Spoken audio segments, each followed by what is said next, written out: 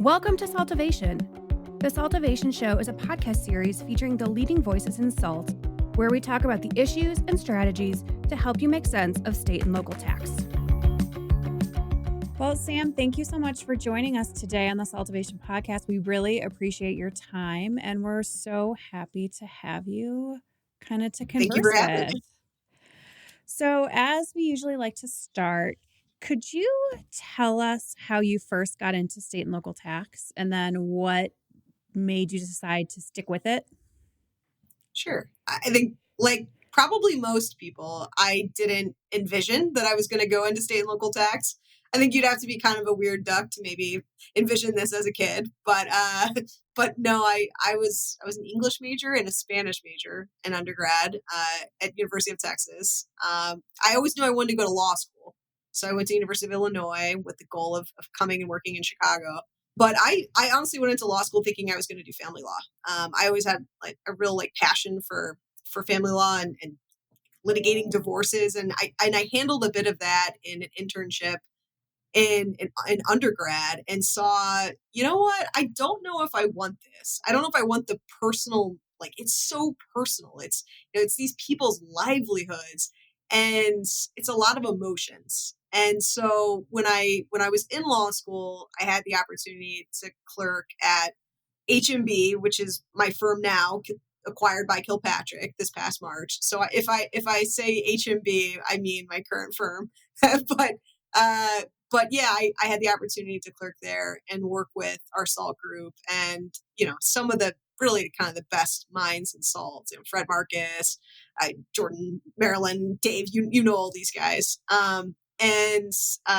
I started to think, okay, I never really thought I wanted to do tax. That wasn't what I envisioned originally, but it's a fun area of tax. I mean, you hear this a million times, but you get to play with case law and the Constitution, the Commerce Clause, Due Process Clause, all these things that really were these sort of esoteric concepts in law school. But I've always been kind of a numbers person. I always really liked math. Excel does not scare me. I like doing the equations. But so I started here, my now firm, as a clerk. And when I graduated, I went to Deloitte Tax and did really income tax compliance for a couple of years. A little bit of sales tax, but mostly income tax compliance, which is a fancy way of saying I did a lot of tax returns. Yeah, I did busy season, and I really got to understand partnerships and K1s and I don't know if I understood all of it for my first year or so, but you do a couple busy seasons and you get to kind of understand how the mechanics of a return works. And did that for a couple of years, and I enjoyed it, and I'm glad I had that opportunity to kind of see the other side of it. I talk about this all the time that it's a life cycle tax. First it's the drafting of the returns, then it's the audit. You get the notices. Can you resolve them at that stage? You go through the audit process. You get an assessment you don't like. So I got to see the beginning of that life cycle, that tax life cycle at Deloitte.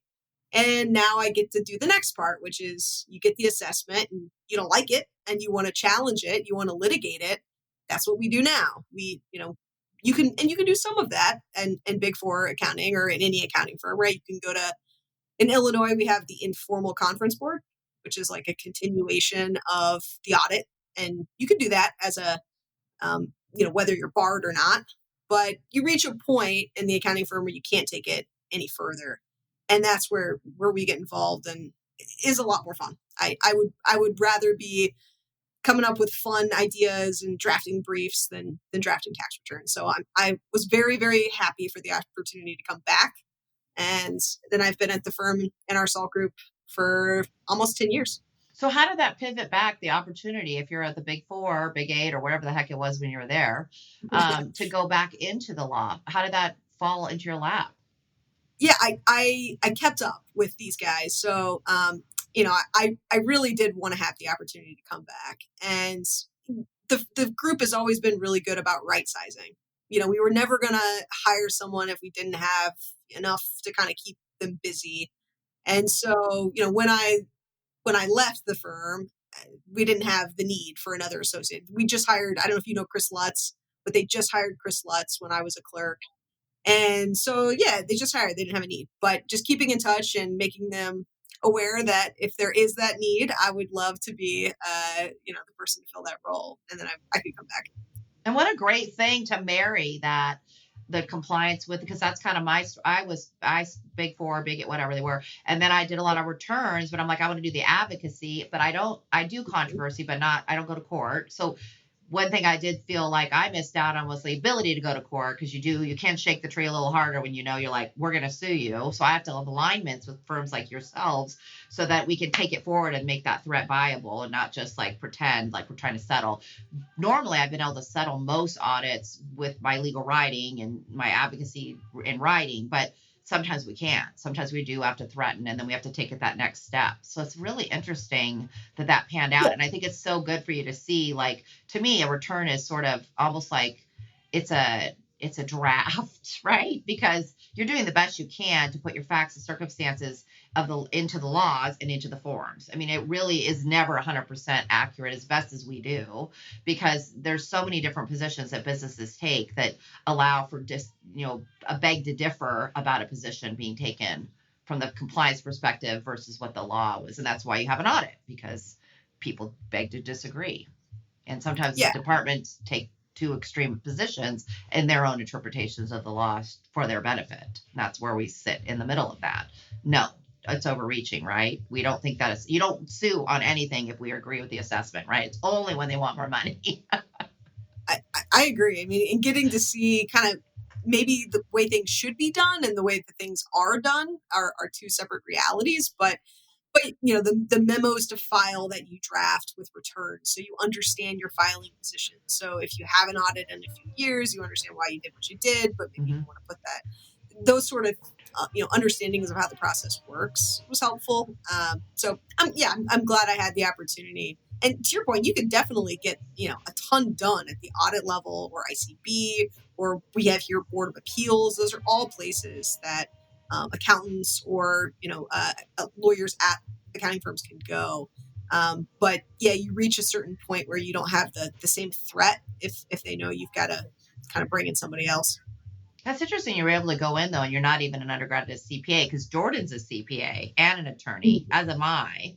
So it'd be like going into accounting without the CPA understanding financial accounting. That's tough. Like you said, you have to like numbers, because there is that brain of like understanding numbers and understanding law. And a number of people don't understand law, but they understand numbers, and then the lawyers don't understand the numbers. So there's just this mix I think Jordan is a special person in that regard, that he gets all that, as Meredith does with the Masters of Tax and her undergrad in accounting. Yeah, exactly. I think the only two folks in our group historically that ever had both were Fred and Jordan, who had both the CPA and the JD. But yeah, Marilyn had an LLM. Okay. But you're right. I mean, coming into an accounting firm without a tax background was challenging. But that's the way that at least Deloitte did things, and I think they still do. Like half of their class, their tax consultant class, was accountants and half were lawyers. And you're starting at the same time. You're getting the same sort of training. And yeah, the accountants are at a disadvantage because they don't really know how to read statutes and regulations. We were at a disadvantage because we didn't know accounting concepts or how to use Excel or really any of the basic things that you would have learned in undergrad. So it was, it's a unique process. I think it works for them to have those two types. Because I'm 30 years practicing. So when I started, they didn't hire lawyers. And then I was one of the few. And then all of a sudden they're like, we should hire more lawyers because we have all this consulting work. So we need that advocacy, that statutory reading, ability to understand the innuendos in the law. And so there became a lot of CPAs felt very unseated because they're teaching the lawyers how to do the tax returns. So there was a lot of like, not good juju, but that's much been resolved many years later. And then they figured out how to manage that, right? They want all those brains, left and right brain thinkers, to manage the compliance. Yeah. Yeah. All right. And Interesting. it takes a busy season or so to understand what you're doing and Right. to get it under your belt. I'm not saying I was, in the same place as someone who has a CPA, but Yeah, but you don't do start tax returns in school either. I mean, you come in and you learn, even in LLM, right, or a master's of tax, you're not doing tax compliance per se, not to the degree to which you do in a tax busy season. So it is a learning process for sure. Well, yeah, and I love, Sam, kind of, because what we talk about is what we kind of have always kind of brought full circle, and is part of the reason how we have guests, right? Is that relationship component of it, and how you maintain that relationship. You kept up with the people that you worked with, and when that opportunity arose, you had someone to look to, or they knew who to call, and just like keeping up those lines of communication. And especially with state and local tax, you can't know it all everywhere, because it's more than one code, right? And so I love that that's what brought you back, is just keeping up with that relationship, because that's something that we love, and is kind of the crux of this podcast, realistically.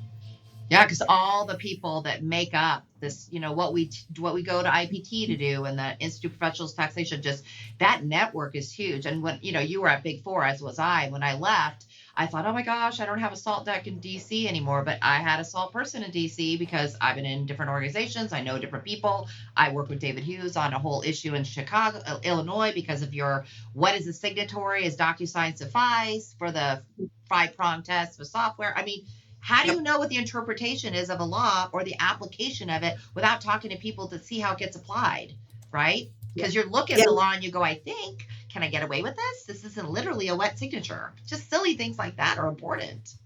Yeah, no, absolutely. Being able to call a practitioner in another state and ask them. I mean, I did that with you, Judy, with Colorado, to ask you what's going on with the locals. This is what I'm seeing. What are you seeing? Yep. It's so important to be able to do for our practice. At least you feel like you're not going crazy. I mean, you are crazy, but you're not going crazy. It's just part of the process. Well, and I think we'll come back to talking about kind of the perception of Colorado as an out-of-stater, because I thought I was giving you a segue. I know, but I want to talk through some of the kind of fun case stuff. Mm-hmm. So, do you have like some memorable cases that you'll never forget, either good or bad, best or worst, that you're open to sharing with us? Yeah, I'll start with good. I think that's more fun. And I'll start with a win, because there aren't that many wins in the scheme of things, at least within my career so far. Because we ultimately settle a lot because it's in the best interest of the taxpayer. A lot of the times to settle. I mean, even some of the strongest cases. I remember I had one with Illinois. It was a business, non-business income issue. And, what was the factor? Is it the factor of the subsidiary or the parent? And we settled this for I think it was 80 or 90 cents on the dollar, meaning we paid 10%. It's hard to justify litigating a decision to the end when you're getting such a good settlement. And I'm not saying that's always the case, but the point is the strongest ones often do settle. So, getting a win is fun. And Jordan and I just had a big win in Oregon. It's still sort of ongoing. So, we won on a motion for summary judgment on the main legal issue. So I won't talk about maybe the merits of that case, but I'll talk about, I think, why that case was fun. And it was fun because we got involved halfway through the process. There are a couple lower courts in Oregon, and both part of the tax court. And another firm had handled that first case, that first step in the litigation process, and lost. And so they came to us and said, look, we lost. We want to see if you can come up with another angle. Is there another theory here that we could pursue? And Jordan and I and the team, we came up with some creative ideas on this. Kind of, it was a case where I think the judge, as well as probably the department, knows that the answer was egregious. I mean, it's an income tax case dealing with apportionment and what sort of apportionment rules are being applied to them. And it was just egregious what was ultimately being done. But you still have, the statute has to support you. The statute has to say what you need it to say. And, I think we were able to raise some really creative arguments that got us over the finish line. And, it's always fun to win. Now at this point, we're just trying to figure out how much this is worth, trying to figure out, what does this decision mean as far as dollars and cents goes. And that's the stage we're at now, which is, it's more fun to have those conversations when you won versus when you lost. But then the other thing is, it depends. If you got a motions for summary judgment, then we really don't have a decision except that you got it dismissed. So then it's like, is it out there for posterity that other people can rely on it, right? So that's something I always struggle with, especially when people settle. And that's one value of all of us knowing one another is you got to know what's going to happen because a lot of things are closed door. And so people don't know what position to take if it's a similar situation without talking to one another and saying, well, we kind of know this is where we got, because the governments don't want some of that stuff out in the public forum. Oh, yeah, absolutely. I mean, which is unfortunate for tax practitioners and taxpayers to want to have some certainty when they take a position. Yeah, you're right. I mean, you are right, Judy, that it's the disadvantage of other taxpayers when you're following the case and you're letting them be the lead case, hoping that they're going to get the resolution you want, and then ultimately they settle. Yeah. We have a case in Illinois where that just happened. We're waiting, and they just settled. And now we're trying to figure out, can we figure out what's in that settlement agreement? Because in most states, there's a confidentiality clause for a settlement agreement. Yep. So technically, you're not really supposed to share the terms of the agreement. Although, you could probably talk more generally, like, how did you settle? Did you settle on a percentage basis? Did you settle on just a number, a merit basis? Was it based on some sort of change in law? Like, you can probably get to an answer that's helpful to your client without them telling you, we settled for 10% or we paid $100,000 or whatever the answer is.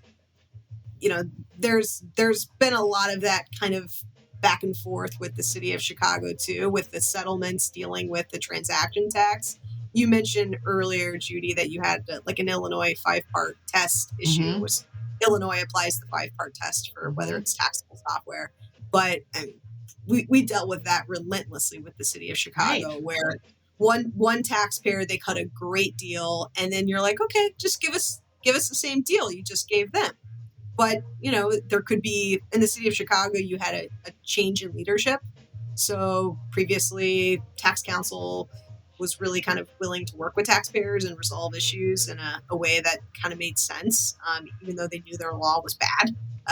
And I guess to talk more specifically about this, the transaction tax, for some of you that aren't aware, applies to SaaS streaming services in the city of Chicago, and it's all based on the location of use. So you could be an out-of-state SaaS provider, but your customers are located in the city of Chicago, or conversely, you're not a SaaS provider, you just use SaaS. So, you use something like Adobe in the city of Chicago, you've got employees working remotely there, you're subject to tax.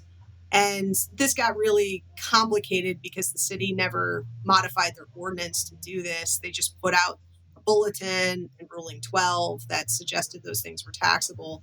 And so and tried to apply it retroactively. So there was just a constant fight as to, okay, how far can you go back? And, we had like these audits where they're trying to go back to 2008 or 2010. I mean, just way, way back, because the look back period was 6 years. So it became really, I did like it because I felt like I could always provide some sort of value to clients, whether it's shortening the look back period or whatever. But, it's less of an issue now that's been on the books for a while, but you still see taxpayers all the time who, like I said, may not be the licensor of the software or the licensee, and that's just not on their radar, especially if you're an out-of-state company and maybe you just have an employee working remotely in Chicago. Right. You don't understand it at all. We have that issue with our cities and home rule cities in Colorado too, where they go back longer because nothing was ever filed. So there's no statute. So you don't have a position, and it's difficult to argue some of these cases in terms of the facts because we just don't have compliance because it's too confusing to do. And it's de minimis until it's not. Yeah, when a state doesn't modify their ordinance or their statute, but changes the way that they're doing things, I don't know if that's necessarily right. I mean, you could say you're clarifying the law, which is what they said. Yes. But to me, that suggests that your statute never really enforced it in the first place. Right. Or anticipated it. I mean, I think that's the whole problem is sales tax is so bloody old and nobody wants to update the statutes really. And they're redefining what is tangible personal property, right? I mean, really, I don't know. The whole thing's kind of crazy to me. Like that Amazon even could assert they didn't have Nexus when they were delivering in their own vehicles because it was a separate legal entity or that because they had warehouses, separate legal entity was always interesting to me that was not Nexus creating, but it was questionable. So there's just a lot of things factually about how business operates that isn't well suited to the ordinance, especially with front door delivery now, compared to going somewhere and picking it up. It's Citus. It's easier to figure out. We don't have it anymore. And we didn't really have it anyway when you Sears shipped stuff. I mean, Sears said stuff. Sears was Amazon before Amazon was Amazon, really. So I saw a documentary on that recently saying like how disappointing it is that Sears is, had the financial troubles because they were actually set up better than anyone to be able to do online shopping because they had the what was it called? Catalog. Sorry, black and white. I would read through it every Christmas. Make my little marks and get nothing that I wanted. But you're right when it comes to, whether it's a state like Texas who have always taxed something like data processing or information services and trying to use those broad concepts to tax any sort of technology that's coming out now. It's a problem. I mean, I think it was Wisconsin. Their statute doesn't tax data storage. So kind of like Chicago or like a lot of these states, they just put out a ruling saying, oh yeah, we always kind of meant to tax data storage and got really aggressive with that over the last couple of years taxing for sales tax. Well, especially like with Chicago and the personal property lease transaction tax in reference to SaaS, because those companies that are providing SaaS, they're providing a service. So how am I providing a service and paying tax on a personal property lease tax, right? From like a nomenclature perspective, it's just it's odd. And kind of also goes back to where it's like, you can't just take words, we like to say that words matter and they do very much so. But in some of these cases, like not litigated cases, but like in some of these instances, right, the words, are tossed around and they're ambiguous and you can use them however you want. Right. And it's tough on business to comply with the rules because they don't get it. So, and then new products are coming out all the time and the way they're building them up doesn't always fit nicely into a tax box. Yeah. I mean, to your point, Meredith, the ordinance says non-possessory computer lease. What the heck is that? And how would I know that is SaaS or cloud computing, but for guidance that wasn't published until 2015, 2016? So then kind of in that, vein of unfun, right? What do you have a case that is, either kind of like a worst, kind of not a good one, probably wasn't a win, but may have been a little bit kind of still really burns you, think that like even the ruling is egregious and just like really like it puts you in a bad mood every time you think about it because it was just so bad. Like the ruling was just bad or unfair. Yeah, so you're asking this from a different angle than I was initially thinking. You can go back. I think I like that. And I'm going to chew on that. But like my first instinct was, the not fun part of this can often be like the attorneys that you're working with in a state when you're litigating. So I'm not going to name the state, but there is a state right now in the South that we're working with counsel who I'm pretty sure his whole strategy is to make this as expensive and cumbersome and time consuming as he possibly can for us, so that we'll just give up this case. And it's super frustrating. If you have an assessment that's like $20 million, then sure, that's fine. You can make this expensive. But some of these assessments aren't that much, a few $100,000, and when they start putting you through the ringer, it can become really expensive and frustrating. I'm very frustrated for my client that we can't get to a resolution on. In this case, to me, it's a really simple legal issue. Do we have the ability to deduct income or not? Pretty simple, honestly, and we're still working towards getting to a point where the judge can reach a legal decision on that. It can be frustrating, and I will compare that to a state like Illinois, where we just don't have those problems. That the attorneys for the Illinois Department and the AG are really friendly. It's not contentious litigation. Of course, we don't always agree on what the legal answer is, but it doesn't feel like gotcha litigation, or this attorney has used words like sandbagging and disingenuous and things that are just, I don't know. Usually these things don't get so contentious. And to where we started this conversation, that's part of why I like tax. It's usually not as emotional. We care a lot about our clients and getting the right decisions, but there's no place for name calling when it comes to litigation. So that's the one I think of most imminently, because we're working through this currently. Right. So really the issue I'm hearing you say is just really not kindness with dealing with one another, giving each other the benefit of the doubt, making emotional accusations of character,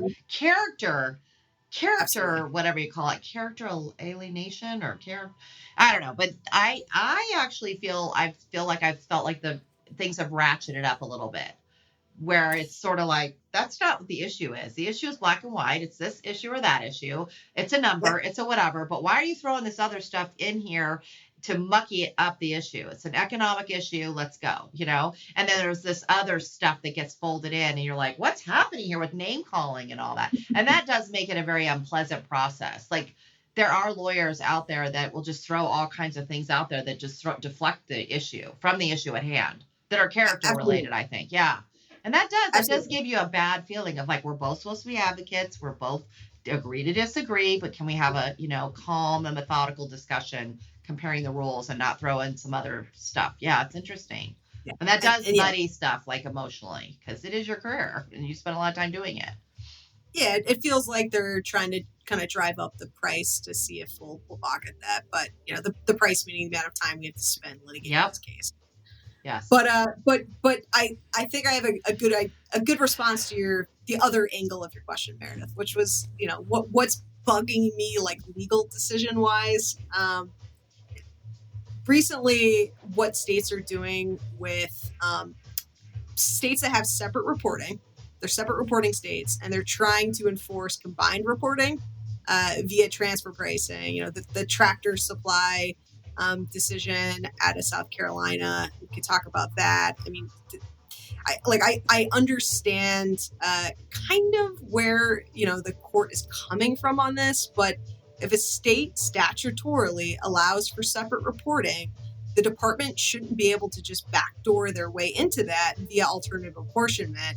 And alternative apportionment is honestly the example I always tell friends who aren't tax people, who aren't in SALT, and they assume that what I do is trying to cut corners for taxpayers or try to cheat the states of tax revenue. And I'm like, no. Like, listen to this. A company like Tractor Supply can follow the statute on its face using separate reporting, but the state can say, we didn't get enough. We didn't think that you apportioned enough. It doesn't fairly reflect your tax base in the state. So we're going to apply combined reporting and kind of say your operating margin isn't fair, without having to introduce their own operating margin, without having to really do any work. And the transfer pricing is becoming an issue in a lot of states. We've got one going in Indiana currently. Again, South Carolina, they had a law change there as well. I don't know if you're familiar with Silva, who is kind of like the the brainchild behind the operating margin issue, but it's becoming a real hot issue. And, not a lot of states have separate reporting anymore, but, states can go back to some of these old years.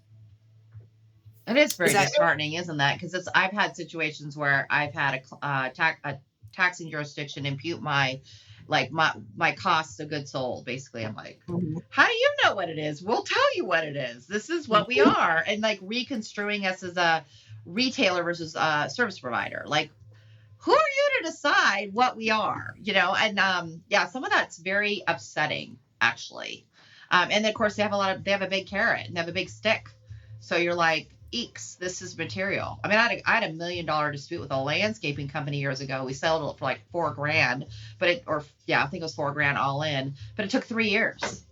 3 years. And it took actually besides just advocacy, it took going out to city councils and like doing other advocacy, just like word of mouth advocacy, sort of like, do you know what this city's doing? Because it was a city dispute. This is a little overreaching, don't you think? So really, it didn't even get handled through the courts. It actually got handled through other backdoor channels. So once again, how are people supposed to manage that? It's a secret. Yeah. Interesting. Yeah. I mean, with this, there isn't really like a lead case so far in a lot of these states.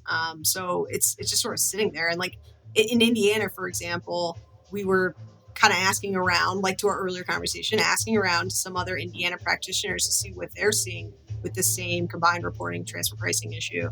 And it sounds like there aren't really many cases in Indiana because maybe the courts aren't so favorable and you have to kind of move very quickly. If you've ever heard of a concept of a rocket docket, where the idea is in some states, they want you to finish in like a year. And so you got to get the whole case done. And it sounds like Indiana sort of operates in that way.